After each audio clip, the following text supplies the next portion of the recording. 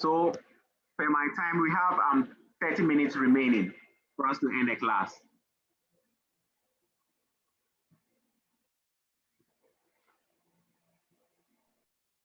So as Kwame Riley said, per the diagram, the unconscious mind is the one taking the large portion. So it means that unconscious mind is the one that is what's large. Okay, Lawson, your hand is up. So that will be the last question I'll take. Then I'll move on.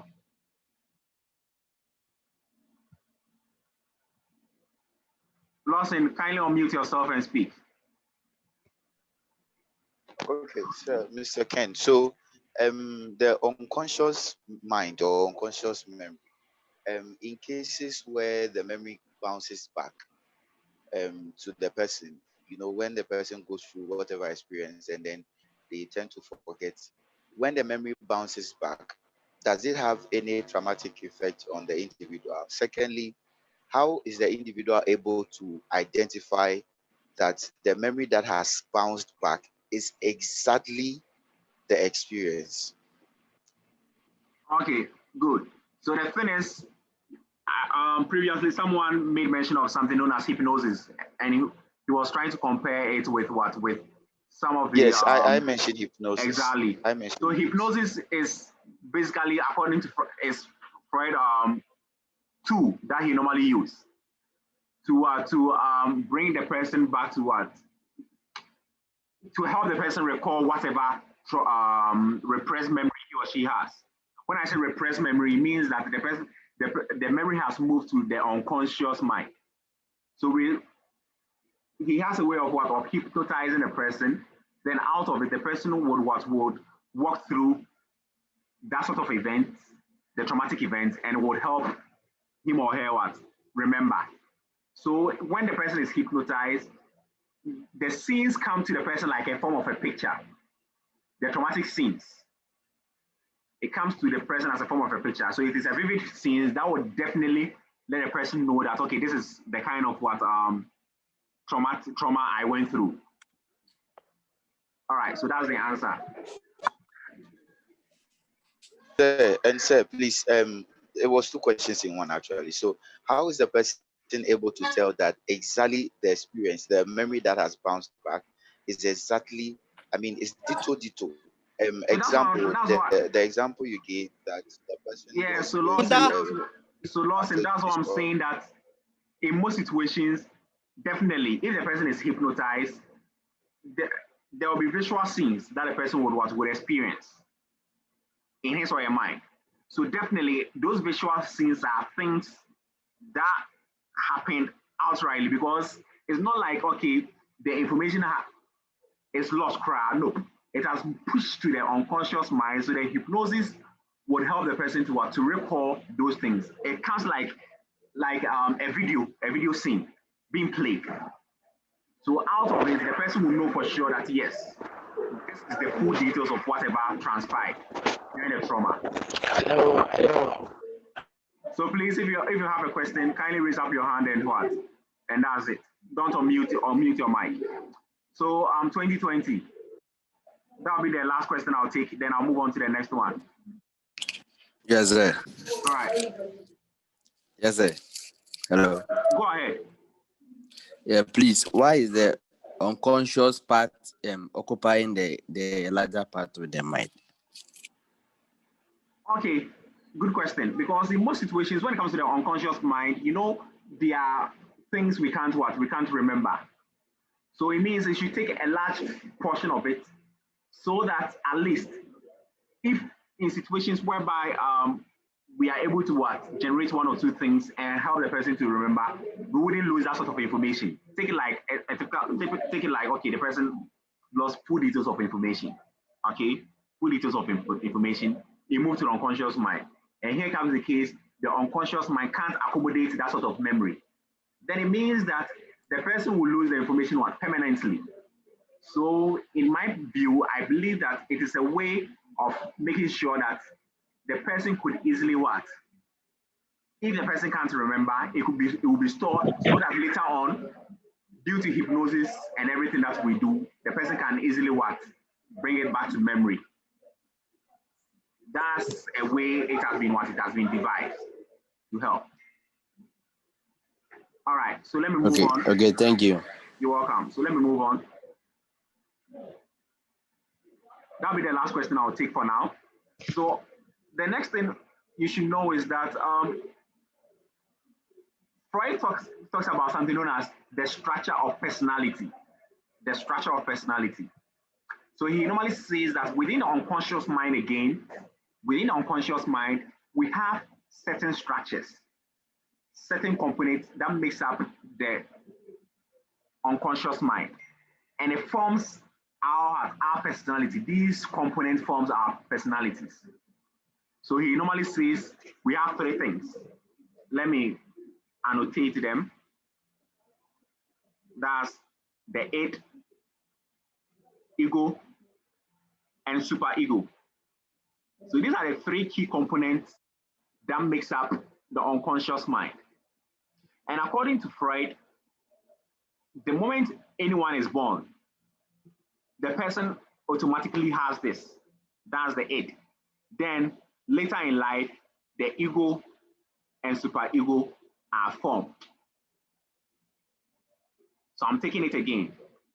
He said the moment anyone is born, the first structure is the one that is formed, the id. Then later on, these two structures are formed.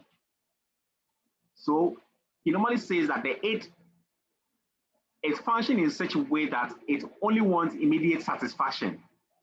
So that's why they've indicated the id acts on pleasure principles. It always wants immediate satisfaction, or sometimes they call gratification. It means the same thing. Then the ego acts on reality principle. It tries to balance the demands of the unconscious mind by giving practical by giving out certain practical scenarios or mechanisms. I'll explain. I'll delve deep later. Then the superego acts on moral principles. Moral. Let me type this. It acts on moral principle.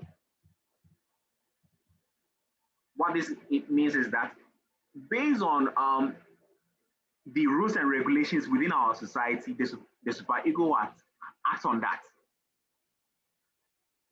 So for instance, let me use a practical example so that you grasp it well. I'll use a practical example to explain the three. So for instance, you are hungry. When you are hungry, what are the options available? The good and bad options. I want the good and bad options. The moment someone is hungry and you want to sate your hunger, what are the various options available? So please, in case you want to speak, unmute. In case you want to speak, raise up your hand. Beatrice. Okay, so when you are hungry, one of the first things that comes into your mind is to look for food. Whether you have it or you don't, you find a way to get food. You can either steal, or if you have money, you buy. Good. That's the typical answer I want. So you can see that she has been able to raise the two options, whether you steal, or if you have money, you buy. So these are the options available at your disposal. So it means this is how the id works. The moment you're hungry, you could see that there's a little voice hitting on you. I'm hungry, because you remember I said the id always acts on on immediate pleasure, or it wants immediate satisfaction. So it acts on pleasure principle. So with the id, it doesn't care which means you use to get, for it to sate its hunger. What matters most to the id is to satisfy that sort of hunger. Then the ego will then set in. The ego will come in.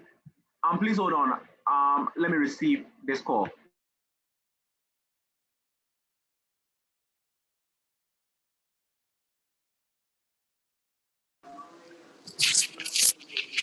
Okay, thank you.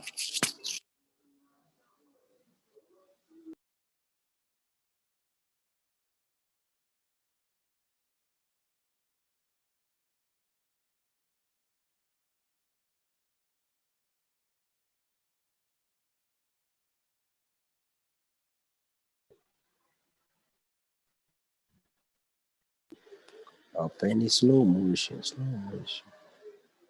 The man in slow motion. Open over speed. The man over speed. Why? Please, the person singing, mute yourself. What are you guys doing? You are singing, please mute yourself. I said, this guy, I go love meet you one He's day. thinking of Your tomorrow's life be Valentine. some way, be pa. Why? Your life be some way, pa. Every little opportunity you want to. Well noted, sorry. Okay, so I'm back. So the thing is, the example that I gave, you could see that okay, the 8 act on what? On pleasure principle. So you are hungry. You always the 8 doesn't care where you get the food from. It doesn't care where you get the food from. But with the ego will then come in and say, oh, so you're hungry. These are the options available, like how Beatrice what gave. The 8 will tell you, oh, you are hungry. Then it's either you do what. So it gives you practical what information. Either you what you take money from your pocket and buy what and buy food, or go to the market, buy groceries and what and cook. Or if you don't have the money, then Charlie, you have to what? You have to steal or borrow from your friend. So the ego will give you the various options available at your disposal.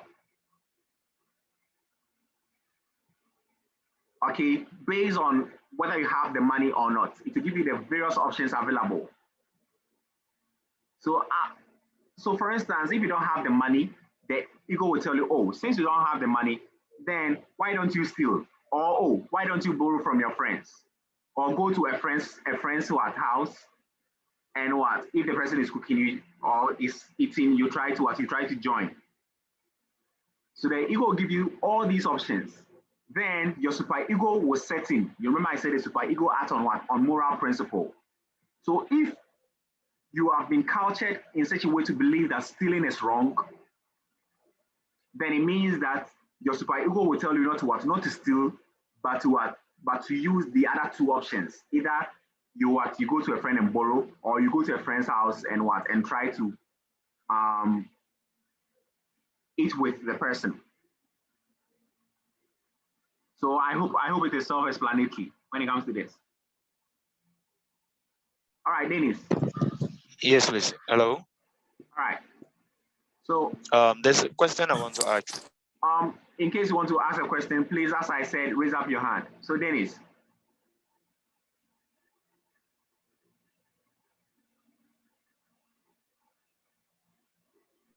All right. So let me move on to the next person. That's if we are. Hello. Yeah, Dennis. So please, can I add that it being unconscious part of the mind houses biological pleasures, like the need to satisfy your sexual desire, the need to satisfy your hunger and all those things. Those biological or basic. Basically, that's what Sigmund Freud's theory is all about. It's a controversial one.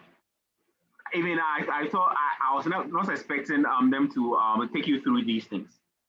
So I think next semester, either next semester or level 200, we'll delve deep more, or we'll go deeper into Sigmund Freud's theory. Yeah. All right. So what you are saying, you are perfectly right. All right, thank you. All right, welcome. So if we are but with what you're saying, it means that the it is practically you being a child, because children don't really care. For instance, when they want to pee, they don't care where they pee. They just take it out and just pee anywhere. And the Exactly. ego has to do with your branding and how you carry yourself about. Exactly, because yeah. So with time, they begin to develop the other two, the ego and the super ego, to make certain decisions. And then the super ego is practically the society you surround yourself with. The super ego is what? Society, your environment.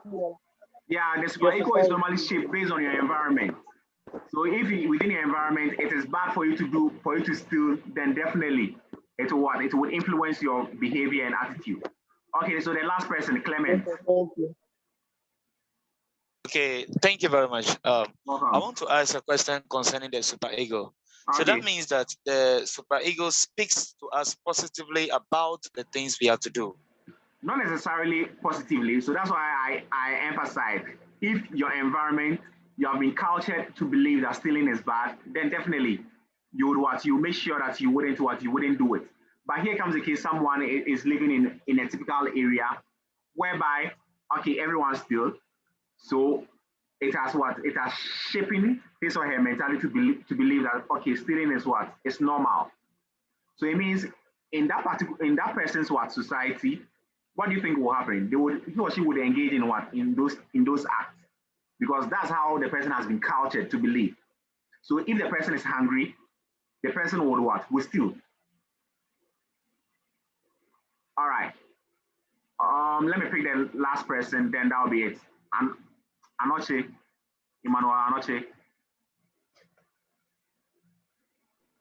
Yes. Hello, sir. Okay, go ahead. What? Yes, I don't know. I think all my colleagues are saying it, but I want you to like tell us the clear distinction between the ego and then the super ego. Because to You know me, when you say the clear distinction.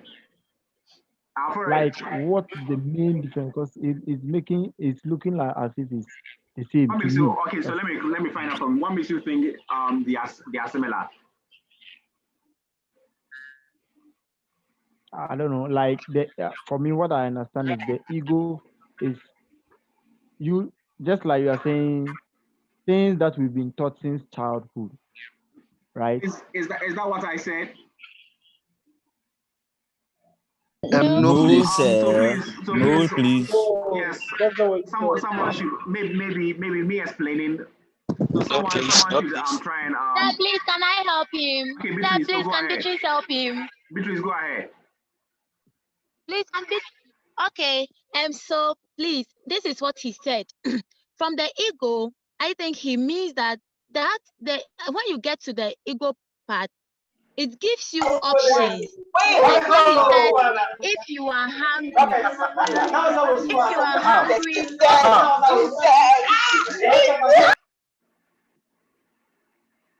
hey, please, Beatrice, go ahead. can you hear me? Yes, go ahead. I just muted So the person. like the example he gave, like when you are hungry, and then you moved from the 8 part, when you get to the ego, it gives you options. The options could be, should I cook? Should I go and buy or steal? That part only gives you options. And then when you come to Please mute yourself, okay? so when you get Rachel out, please. A simple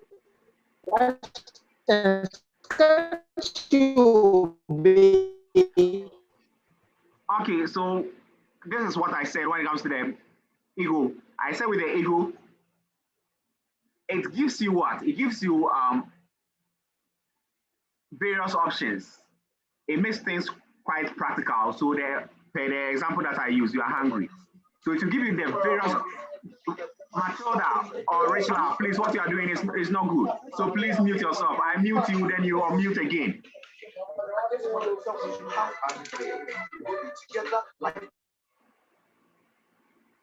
So seriously. So this is what it does. It gives you the various options. So you're hungry, right? So the ego will then tell you, oh, since you're hungry, do you have money or you don't? If you don't have money, then it will give you these options. Either you what? You steal, or you do what? You go to a friend and borrow. So these are the options available. Then your superego, since it is based on moral principle, that's when you say moral, good and bad. So it means if you've been cultured in a way to believe that it is bad to steal, then it means the option given to you by seriously Rachel, then it means the information given to you by the ego that you're supposed to steal, you discard it and what? And select the other option given to you by the ego. That's how it works. All right. So please, someone should draw Rachel's attention. What is really happening? I really hate it. All right.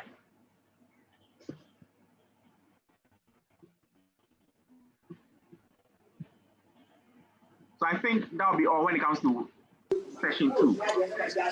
Yeah, yes, sir. Please, 2020. I want to ask some questions. All right, go ahead.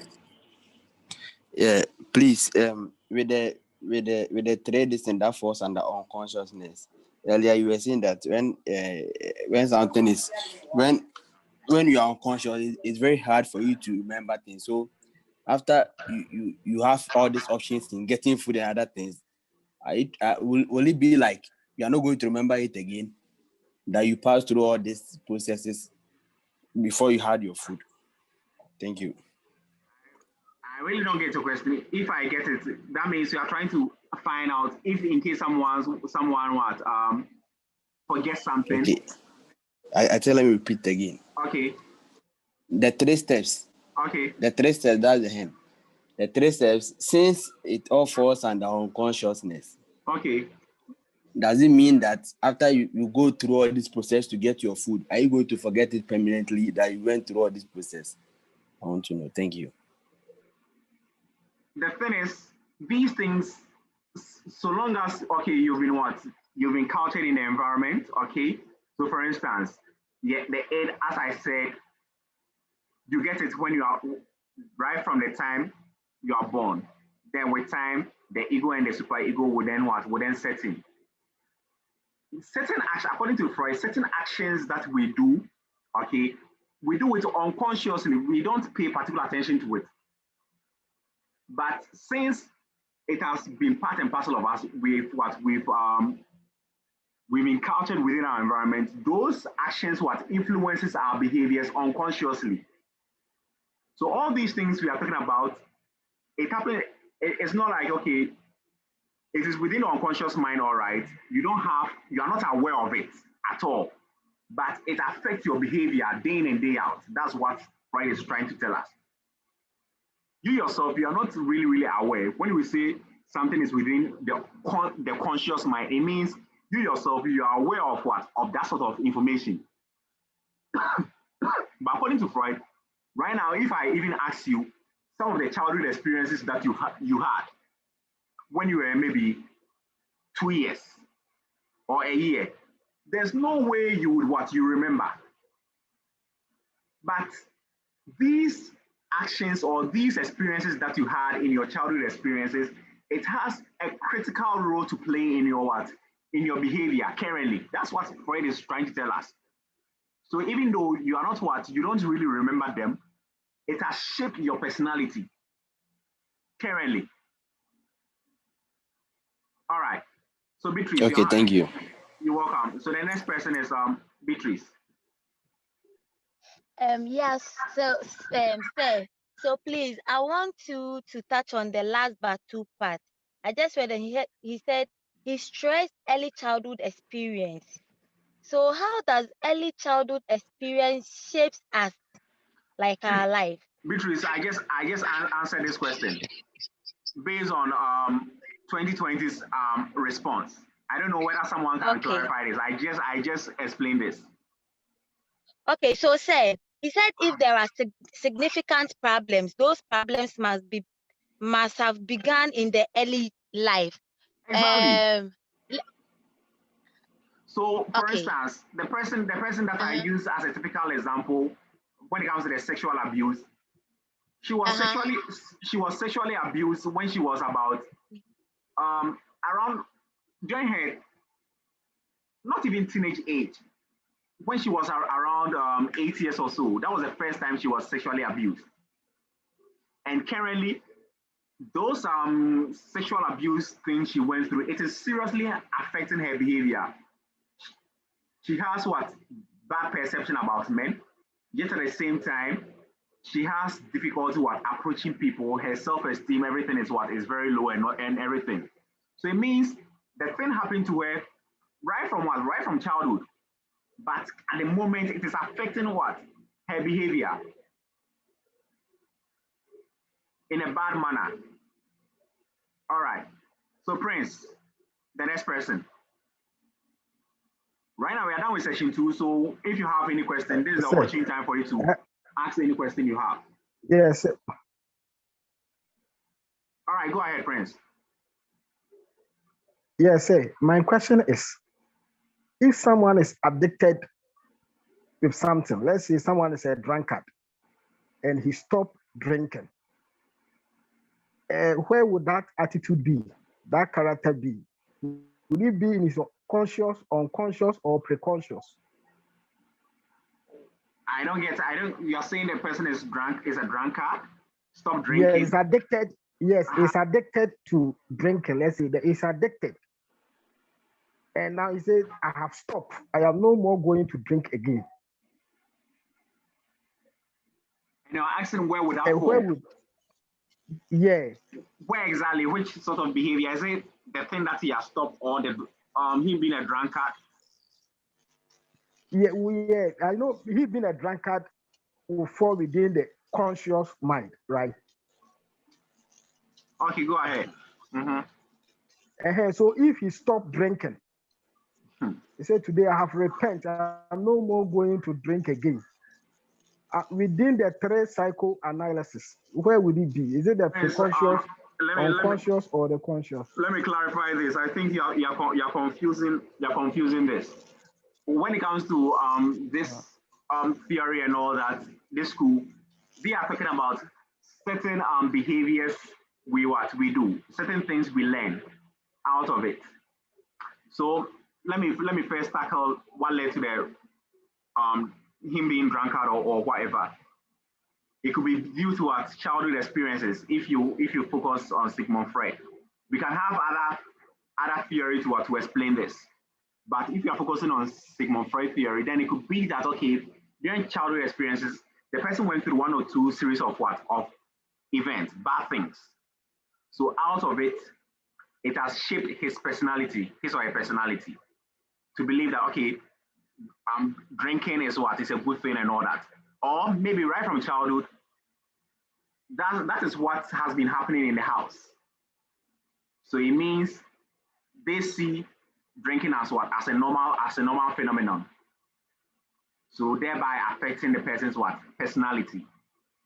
So that's how Sigmund Freud would explain why someone is drinks a lot and all that. But in terms of the person unlearning the behavior, that is stopping the alcohol or whatever, that would be a different angle altogether. It wouldn't fall within any of these things or whatsoever, because you are trying to unlearn. You are trying to help the person unlearn the behavior. But for us to acquire the behavior, that will be when it will fit within maybe any of these 3. And one thing you should know is that these 3, they don't work. Okay, they are not. I want the right term. They are not independent. Yeah, they are dependent on each other. So day in and day out, there's something known as, Freud used the term, there's an intrapsychic conflict going on between these 3. Intrapsychic conflict going on between these 3, because the 3, each and everyone wants to superimpose or overshadow the other. So always there's a conflict going on, whether the issue come first or the ego should be the one to act, or the superego. That's what happens. All right, Ruby, you are the next person. Sir. Okay, as at the time, I think Beatrice was talking, I wanted to contribute something concerning all of it, okay? Okay. And then first time, starting with the first guy, I think he really wasn't paying attention, because if he was, he would have realized that the conscious one is different, and so is the id, superego, and then the ego, okay? But what I wanted to say is that, you see, the 3, okay, there's an example where the nature and the nurture comes to play in both. How you are raised, plays a role in how you become or what you become in future. Okay, and where your environment is also plays a role in who you become in future. You grew up in East Legon, you had the best education.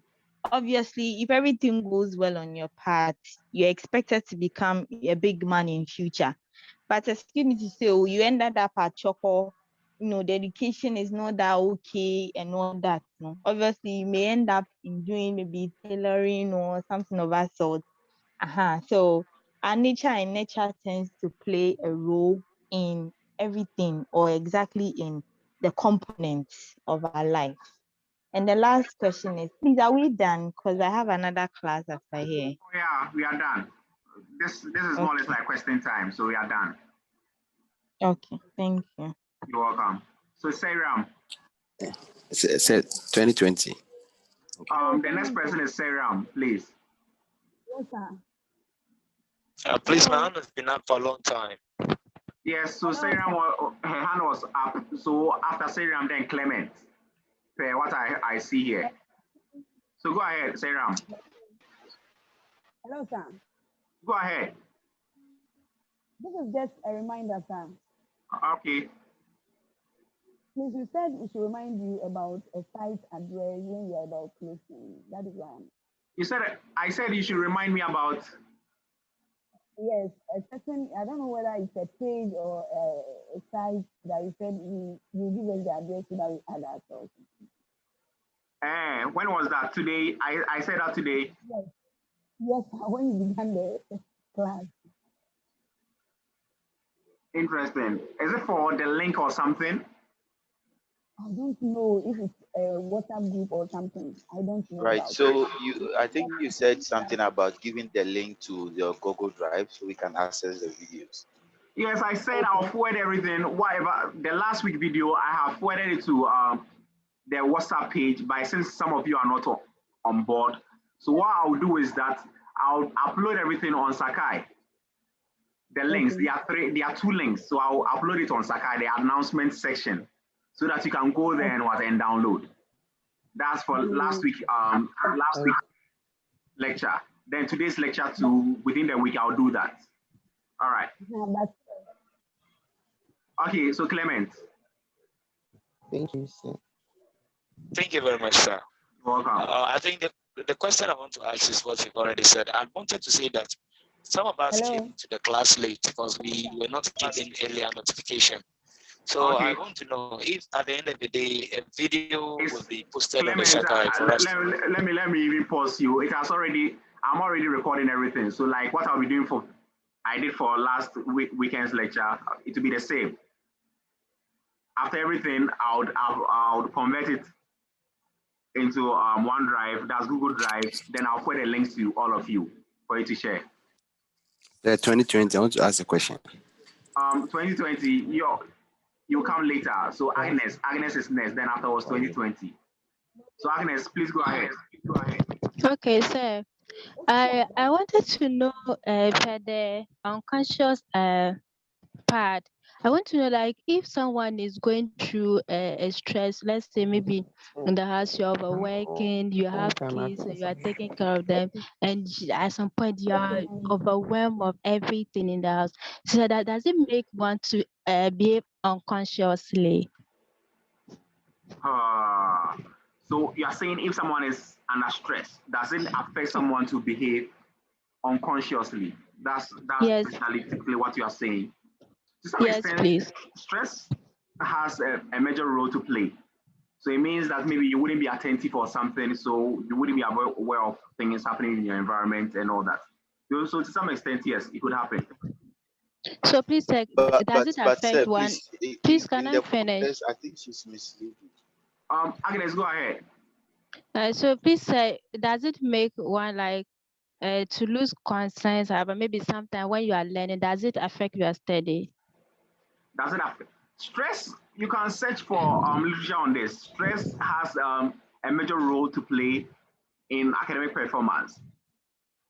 We are not saying stress to some extent, or stress or anxiety to some extent could be a good thing, especially anxiety. It prepares you to study often because you know that you have certain things to do. But when it becomes too overwhelming, then it then becomes what, a bad thing. So it could affect your performance and all that. So yes, if it becomes overwhelming, then definitely your performance will be what, will be low. All right, 2020, you are next. Okay, thank you. Welcome. Yes, sir. So Freud's structure of personality basically just situates to only the childhood, right? I think I don't need to answer this. Someone should do it. I've already said this.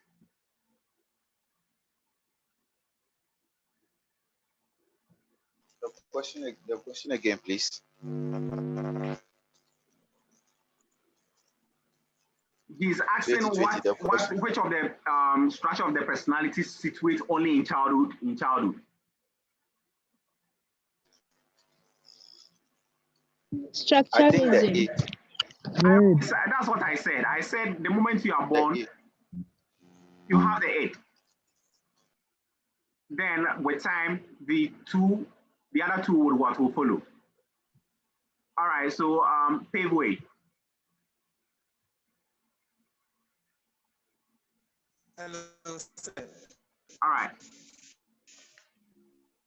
Hello, sir. Go ahead. He said the other day. Pave way, your network is really bad. I wanted to find out. Sorry, people, I'm keeping track on at the chat room section, so please forward your responses at the chat room section. I could barely hear you. So forward your responses at the chat room section. So Mark iPhone, please go ahead. Hello. Yeah, go ahead. Yeah. He said the other day you said that the links, I saw it on the Sakai, but when I tap on it, it doesn't work. It doesn't work. When it comes to Sakai, you are supposed to copy the link and then paste it on your browser. That's how it works. Okay. Okay. Thanks. Right. So Michael.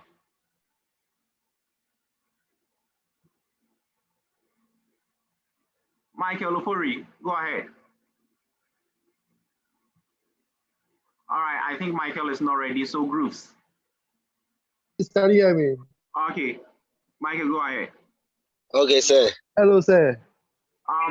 Grooves, Please, kindly mute yourself and we are let not Michael grateful speak. for everything you are doing for us. And please, my humble plea. Okay. Michael, go ahead. Please, can you hear me now? Yeah, I can hear you. Okay. Please, what I was saying is that we are much grateful and we thank you so much for the good work you are doing for us. Please, I humbly plead that we thank you very much. And we have an official psychology group that I am the rep over there. Possibly, you can help us on getting it on our WhatsApp pages or glance through or go through with the. What is really happening now? So you have an official psychology page? Yes, That's what please. you're telling me. Yes, please. Sir, please, I think he is not part of Gubi. So, because Gubi, we have you in our psychology page. I don't know why he's saying they have. That's why I'm saying that is why I am saying that apart from all those groups that are designated in all the Sakai pages, we have an official one whereby everyone I have less than a minute, so it will cut anytime soon. That's Charlie, chairman.